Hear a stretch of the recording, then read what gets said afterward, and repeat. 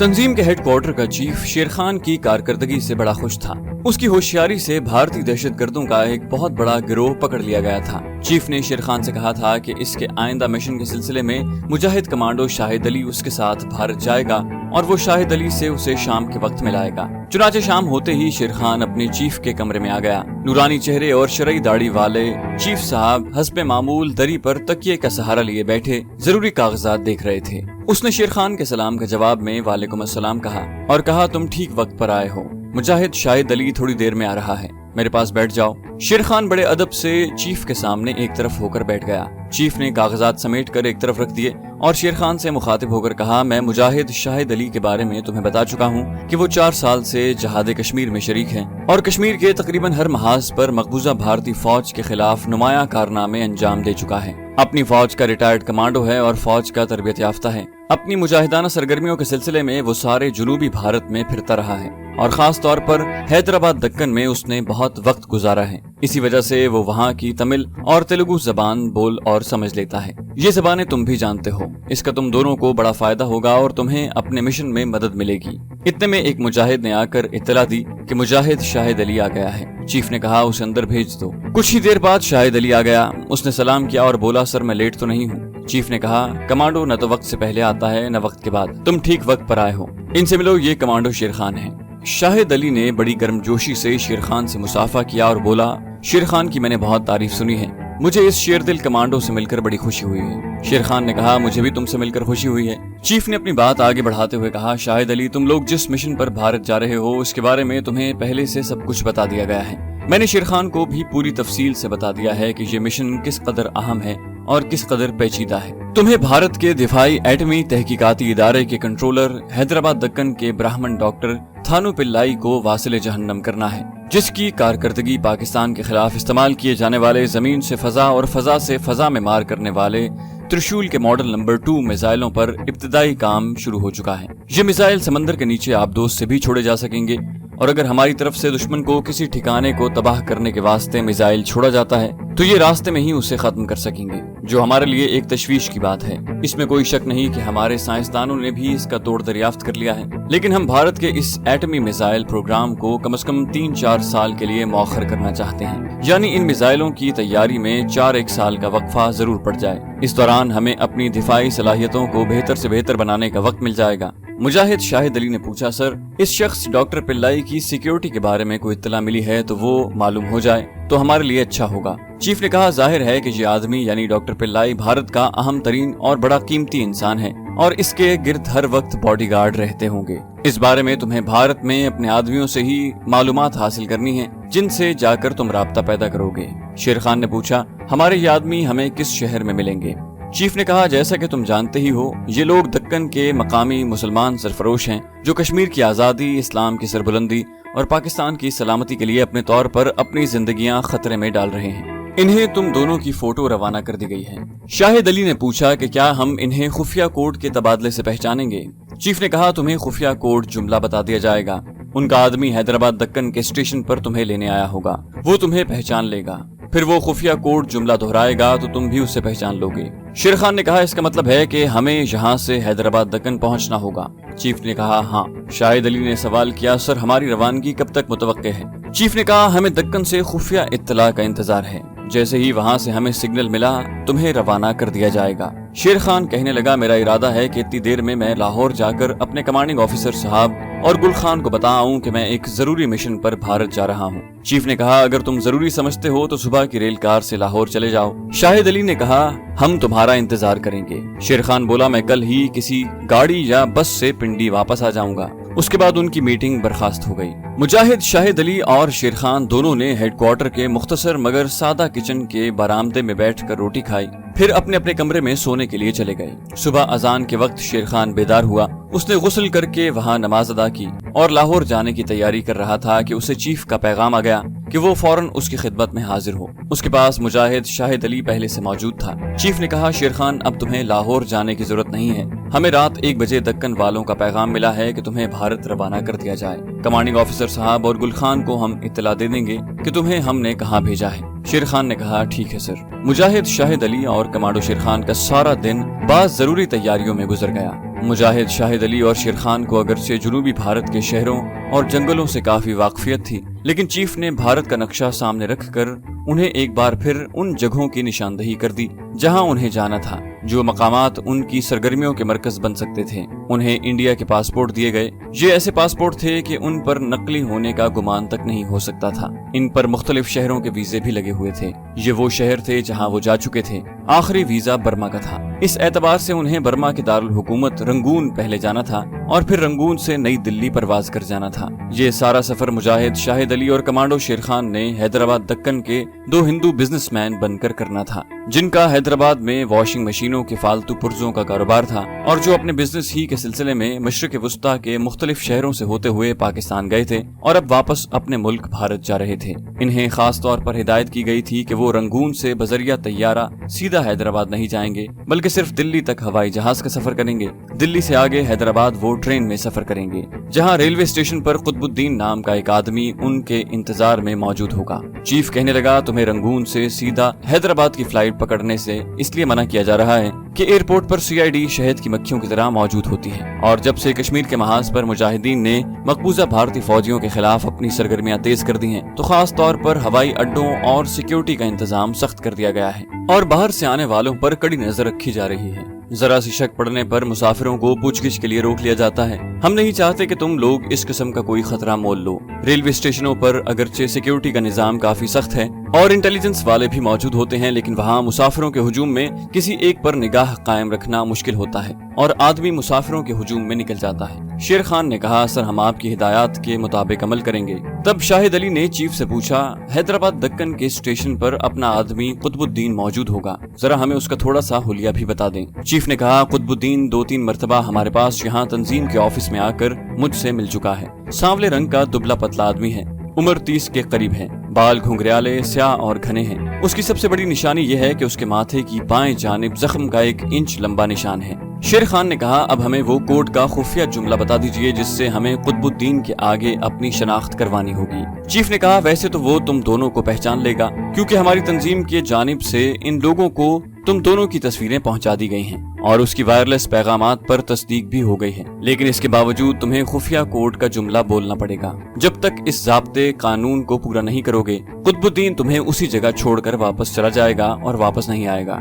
उसके बाद चीफ ने शेर खान और शाहिद अली को खुफिया कोड का एक एक जुमला बताया और कहा, अपने अपने जुमले को अच्छी तरह से याद कर लो। कुतुबुद्दीन तुमसे सवाल करेगा, आजकल कोहे हिमालय की तराई में बर्फबारी शुरू हुई है या नहीं। उसके जवाब में तुम बारी बारी अपना अपना खुफिया जुमला बोलोगे। उसके साथ ही तुम्हारी तस्दीक हो जाएगी और कुतुबुद्दीन तुम्हें अपने साथ ले जाएगा। उसी रात 10 बजे उनकी इस्लामाबाद से कराची की फ्लाइट कंफर्म थी। कराची से उन्हें थाई एयरलाइंस की फ्लाइट में रंगून की तरफ रवाना होना था। 9 बजे तक शाहिद अली और शेर खान पूरी तैयारी कर चुके थे। उन्होंने हैदराबादी हिंदू कारोबारियों की तरह का लिबास पहन रखा था, यानी बगैर कॉलर के कुर्ते, चौड़ी मोरी वाले पाजामे, सदरियां, और दोनों ने माथों पर आंध्र प्रदेश के विष्णु हिंदुओं की तरह तिलक की 3 लकीरें लगा रखी थी। दोनों के हाथों में मुख्तलिफ साइज के मामूली से ब्रीफकेस भी थे। उन्होंने अपने आप को मिडिल क्लास बिजनेसमैन जाहिर करना था। उनको सिर्फ इतनी ही भारतीय करेंसी दी गई थी जितनी कि उन्हें दक्कन पहुंचने तक जरूरत पड़ सकती थी। चूंकि वो भारतीय बाशिंदों की हैसियत से जा रहे थे, इसलिए उन्हें भारतीय करेंसी साथ ले जाने की इजाजत थी। हैदराबाद दक्कन के लोगों की अक्सरियत पान खाती है। शाहिद अली और शेर खान पान भी चबा रहे थे। उनके ब्रीफकेस में उनकी वॉशिंग मशीनों के फालतू पुर्जों की फर्जी कंपनी का एक लेटर पैड और दूसरी जरूरी कारोबारी कागजात वगैरह भी तैयार करवा कर रख दिए गए थे। चुनाचे जब वो तंजीम के हेडक्वार्टर से निकले तो खालिस भारत के किसी जुनूबी शहर के हिंदू कारोबारी लग रहे थे। तंजीम के ऑफिस से वो चादरें ओढ़कर रिक्शे में बैठकर एक चौक तक गए, फिर वहां से टैक्सी लेकर एयरपोर्ट तक रवाना हो गए। इस्लामाबाद से कराची और कराची से आगे रंगून तक थाई एयरलाइंस के टिकट उनकी जेबों में थे। ठीक 10:04 पर उनका तैयारा कराची की तरफ परवाज कर गया। कराची पहुंचने के बाद वो वहीं एयरपोर्ट की कैंटीन में जाकर बैठ गए। पिछले पहर 4 बजे उनकी फ्लाइट का टाइम था। उन्होंने चाय मंगवा ली और बातें करने लगे। शेर खान ने कहा, शाहिद भाई, चीफ साहब ने आपके बारे में मुझे कुछ बताया था, लेकिन इससे पहले ही एक कश्मीरी मुजाहिद की हैसियत से आपकी शोहरत मुझ तक पहुंच चुकी थी। ये मेरी बड़ी खुशनसीबी है कि आज आपके साथ एक अहम मिशन पर जाने का मौका मिल रहा है। मुजाहिद शाहिद अली ने मुस्कुराते हुए कहा, शेर भाई, पहली बात तो ये है कि तुम मुझे आप बिल्कुल नहीं कहोगे। हम दोनों हम उम्र न हो तब भी एक दूसरे के दोस्त हैं। हमारे दरमियान किसी किस्म का तकल्लुफ नहीं होना चाहिए। वैसे भी हम किसी शादी की तकरीब में शिरकत करने नहीं जा रहे। हम एक खतरनाक और बड़े पेचीदा मिशन पर दुश्मन के मुल्क में जा रहे हैं, और जहां हमें हर कदम पर पकड़े जाने और अजियतनाक मौत का सामना होगा। ऐसा न हो कि हम लखनऊ वालों की तरह पहले आप ही करते रहें और दुश्मन हमारे सर पर पहुंच जाए। इस पर दोनों कहकहा लगाकर हंस पड़े। शेर खान ने कहा, तुमने बड़ी मौके की बात की है शाहिद भाई, अब हम एक दूसरे को तुम कहकर मुखातिब करेंगे। शाहिद अली ने कहा, हैदराबाद की तारीख मुसलमानों की आलीशान खिदमात और इस्लाम के सुनहरी कारनामों से भरी पड़ी है, लेकिन भारत की इस सबसे बड़ी और जाहो जलाल वाली इस्लामी रियासत का अंजाम बड़ा ही इबरतनाक हुआ है। शेर खान कहने लगा, ये तारीख के अपने अमल के फैसले हैं। उंदलस में मुसलमानों का जवाल इससे कम अंदोहनाक नहीं था। इस्लामी तारीख में ऐसे हादसात होते ही रहते हैं। शाहिद अली ने कहा, तुम ठीक कहते हो। यही वजह है कि आज हैदराबाद दक्कन के मुसलमानों में इस्लाम का जज्बा पहले से कहीं ज्यादा है। कुतुबुद्दीन का ताल्लुक दक्कन के मुसलमानों की जिस खुफिया तंजीम से है, वो एक पुरजोश जज्बे के साथ भारतीय मुसलमानों के हुकूक के तहफ़्फ़ुज़, इस्लाम की सरबुलंदी, जहाद कश्मीर और पाकिस्तान की सलामती के लिए अंदर ही अंदर काम कर रही है। उसके साथ ही मुजाहिद शाहिद अली ने कहा, तुम्हें कोर्ट का खुफिया जुमला याद है ना, जो हमें हैदराबाद दक्कन के स्टेशन पर कुतुबुद्दीन के आगे बोलना है। शेर खान ने दाएं बाएं एक निगाह डाली और फिर शाहिद अली की तरफ देखकर आहिस्ता से वो जुमला दोहरा दिया। उस वक्त रात का 1:30 बज रहा था। वो उठकर नीचे एयरपोर्ट की बुटीक और रिसाले किताबों की दुकान पर रिसाले वगैरह देखने आ गए। इस दौरान वो दाएं बाएं से बाखबर भी रहते। ये उनका अपना मुल्क था, यहाँ उन्हें किसी किस्म की कोई परेशानी और फिक्र नहीं थी। उसके बाद वो वापस एयरपोर्ट के रेस्टोरेंट में आकर बैठ गए। उन्होंने चाय पी, कुछ खाने को मंगवाया और एक बार फिर धीमी आवाज में हैदराबाद, दक्कन और जनूबी भारत के उन शहरों की बातें करने लगे जहाँ जहाँ उनका जाना यकीनी था। वक्त इसी तरह गुजरता चला गया। आखिर फ्लाइट का टाइम करीब आ गया। वो नीचे आकर लाउंज में बैठ गए और कस्टम और दूसरी चेकिंग शुरू हो गई। कस्टम वगैरह से फारिग होकर उन्होंने टिकट चेक करवा कर बोर्डिंग कार्ड लिए और मुल्क से बाहर जाने वाले मुसाफिरों के लाउंज में आकर बैठ गए। जब थाई एयरलाइन के जहाज की रवानगी का ऐलान हुआ तो मुजाहिद शाहिद अली और कमांडो शेर खान भी दूसरे मुसाफिरों के साथ जहाज में सवार हो गए। कुछ देर के बाद जहाज रंगून की तरफ परवाज कर गया। जहाज ने इन दोनों को काफी दिन चढ़े रंगून पहुंचाया। वहां से वो इंडियन एयरलाइन के जहाज में सवार हो गए, जिसने उन्हें नई दिल्ली के इंदिरा गांधी एयरपोर्ट पर पहुंचा दिया। अब वो दुश्मन मुल्क की सरजमीन में आ गए थे। वो पूरी तरह से चौकस थे। दिल्ली से उन्हें ट्रेन पकड़कर हैदराबाद दक्कन पहुंचना था। वो एक दूसरे से कभी उर्दू कभी तेलुगु जबान में बातें करते कस्टम काउंटर पर आ गए। यहाँ उनके ब्रीफ केस चेक किए गए। उनके पासपोर्ट बड़े गौर से देखे गए। ऑफिसर ने, जो सिख था, शेर खान से पूछा, तुम्हारा नाम? शेर खान ने कहा, संतोष चौबे। उसका यही नाम पासपोर्ट में दर्ज था। सिख कस्टम ऑफिसर ने दूसरा सवाल किया, तुम पाकिस्तान में कितने दिन ठहरे? शेर खान ने हिंदू कारोबारियों के लहजे में बड़ी लजाजत से कहा, महाराज 2 दिन ही ठहरे थे। ये मेरे पार्टनर देवीलाल जी हैं, ये भी मेरे साथ ही थे। दुबई से वापसी पर कारोबारी टूर था महाराज। सिख ने पासपोर्ट बंद करके शेर खान को देते हुए कहा। फिर उसने शाहिद अली का पासपोर्ट खोलकर उसकी फोटो देखी और शाहिद अली को भी घूर कर देखा और उससे भी पाकिस्तान में कयाम के बारे में 2-3 सवाल किए और मोहर लगाकर पासपोर्ट वापस कर दिया।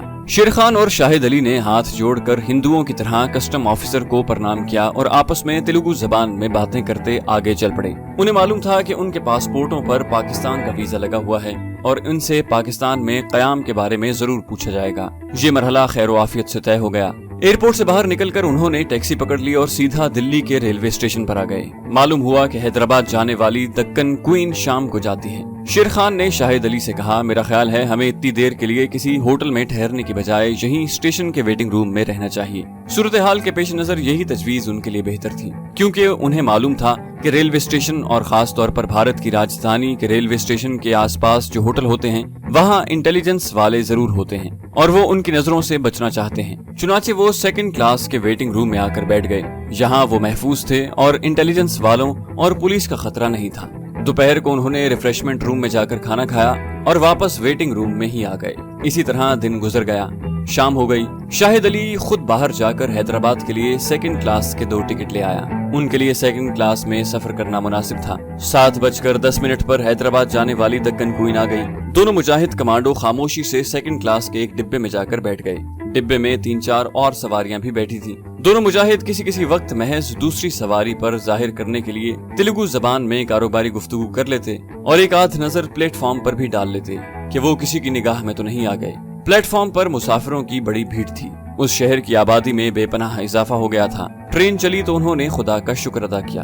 दिल्ली से हैदराबाद तक बड़ा लंबा सफर था। रास्ते में भारत के कई शहर आते थे। दोनों कमांडो उस रूट पर सफर कर चुके थे। दिल्ली से ट्रेन बनारस तक दिल्ली कलकत्ता रूट पर ही चलती थी। बनारस से ट्रेन मिर्जापुर और जबलपुर की तरफ मुड़ जाती थी। जबलपुर से नागपुर और नागपुर से वरंगल और फिर कहीं जाकर हैदराबाद आता था। दक्कन क्वीन एक्सप्रेस ट्रेन थी, फिर भी इसमें सफर करते हुए हैदराबाद तक 2 रातें और 1 दिन लगता था। दक्कन क्वीन अपने सफर करती चली गई। रास्ते में किसी जगह कोई खास बात न हुई। राजधानी के इलाके से निकलने के बाद ये नीचे वस्ती और जुनूबी भारत का इलाका उनके लिए निस्बतन महफूज था, इसलिए कि ये मकबूजा कश्मीर के हसास जोन से दूर होता जाता था। लेकिन इसके लिए शर्त यह है कि कोई आपका पीछा न कर रहा हो। अगर इंटेलिजेंस आपका पीछा कर रही है तो फिर ये इलाका भी खतरनाक साबित हो सकता है। कमांडो शेर खान और मुजाहिद शाहिद अली हर बड़े स्टेशन पर निगाह दौड़ाकर ये तसल्ली कर लेते थे कि उनका पीछा नहीं किया जा रहा। दोनों बड़े तजुर्बाकार कमांडोज थे और सुराग रसां भी थे। वो इंटेलिजेंस वालों के चेहरे और उनकी नक्लो हरकत से उन्हें पहचान लेते हैं। आखिर वो भारत के सूबा आंध्र प्रदेश के सदर मकाम हैदराबाद पहुंच गए। अब उन्हें प्लेटफॉर्म पर अपने आदमी कुतुबुद्दीन को तलाश करना था। कुतुबुद्दीन को जो हुलिया उन्हें बताया गया था वो इन दोनों को याद था। वो खुफिया कोड के जुमले भी दोनों को याद थे जो उन्होंने कुतुबुद्दीन के सामने बोलने थे। दूसरे मुसाफिरों के साथ वो भी अपने अपने ब्रीफकेस उठाए उस पुल की तरफ बढ़े जिस पर से गुजरकर उन्हें दूसरे प्लेटफॉर्म वाले गेट से स्टेशन के बाहर निकलना था। लेकिन स्टेशन से बाहर निकलने से पहले कुतुबुद्दीन का मिलना लाजमी था। दोनों मुसाफिरों के दरमियान चलते प्लेटफॉर्म की चारों तरफ निगाहें दौड़ा रहे थे। शेर खान ने आहिस्ता से शाहिद अली को कोहनी का ठहूका दिया और आंखों से एक तरफ देखने का इशारा किया। उस तरफ प्लेटफॉर्म पर रिसाले किताबों के स्टॉल के पास एक सांवले रंग का दुबला पतला आदमी खड़ा बड़े गौर से एक एक मुसाफिर को देख रहा था। शाहिद अली और शेर खान दोनों ने उसे पहचान लिया था। ये कुतुबुद्दीन ही हो सकता था। कुतुबुद्दीन ने अभी तक उन्हें नहीं देखा था। मुसाफिरों के हुजूम से निकलकर दोनों मुजाहिद कमांडो किताबों के बुक स्टॉल की तरफ बढ़े। दोनों स्टॉल पर कुतुबुद्दीन के करीब खड़े होकर अखबार रिसालों को देखने लगे। इसी दौरान कुतुबुद्दीन ने उन्हें पहचान लिया था। उसने इन दोनों की फोटो देख रखी थी। अगरचे उस वक्त दोनों मुजाहिद हिंदुआना भेष में तिलक वगैरह लगाए हुए थे, लेकिन कुतुबुद्दीन ने इस हुलिये में भी उन्हें पहचान लिया था कि यही वो आदमी है जिनकी तलाश में वो वहाँ आया है। इन दोनों को देखकर कुतुबुद्दीन स्टॉल से हटकर एक तरफ आहिस्ता आहिस्ता चलने लगा। शेर खान और शाहिद अली भी उसके पीछे पीछे चलने लगे। एक खाली सी जगह पर आकर कुतुबुद्दीन रुक गया। उसने जेब से सिगरेट का पैकेट निकालकर उसमें से एक सिगरेट लेकर यूं ही अपनी जेबें टटोलना शुरू कर दी जैसे माचिस ढूंढ रहा हो। इस दौरान शाहिद अली, मुजाहिद कमांडो शेर खान आहिस्ता आहिस्ता कदम उठाते उसके करीब से गुजरे तो कुतुबुद्दीन ने उर्दू में शेर खान से पूछा, माचिस होगी आपके पास? शेर खान सिगरेट नहीं पीता था, उसके पास माचिस नहीं थी। मुजाहिद शाहिद अली भी सिगरेट नहीं पीता था, मगर वो एक माचिस या कभी कभी एक लाइटर अपनी जेब में जरूर रख लेता था। इन चीजों की किसी भी वक्त किसी भी जगह जरूरत पड़ सकती थी। चुनाचे जरूरत पड़ ही गई। शाहिद अली ने जेब से माचिस निकालकर कुतुबुद्दीन को दी। अब इन दोनों ने कुतुबुद्दीन को पूरी तरह से पहचान लिया था। उसके माथे की बाएं जानिब 1 इंच के करीब लंबा जख्म का निशान था। कुतुबुद्दीन ने सिगरेट सुलगाते हुए दबी जबान में फिक्रा बोला, आजकल कोहे हिमालय की तराई में बर्फबारी शुरू हुई है या नहीं? ये कुतुबुद्दीन का खुफिया कोड का जुमला था। शाहिद अली और शेर खान ने बारी बारी वो जुमला बोला जो उन्हें रवाना होने से पहले चीफ ने बताया था। दोनों तरफ से शनाख्त हो चुकी थी। कुतुबुद्दीन ने माचिस वापस करते हुए शुक्रिया अदा किया और आहिस्ता से कहा, 4 मीनार के अकब में स्याह रंग की कार में आकर बैठ जाना। ये कहकर कुतुबुद्दीन आगे चल दिया। 4 मीनार हैदराबाद की एक तारीखी इमारत है जो शहर के एक बहुत बड़े चौक के वस्त में बनी हुई है और जिसके नीचे से सड़क गुजरती है। 4 मीनार का चौक दोनों ने देख रखा था। शेर खान ने कहा, कुतुबुद्दीन हमें शायद 4 मीनार के अकब में खड़ी स्याह रंग की गाड़ी में मिलेगा।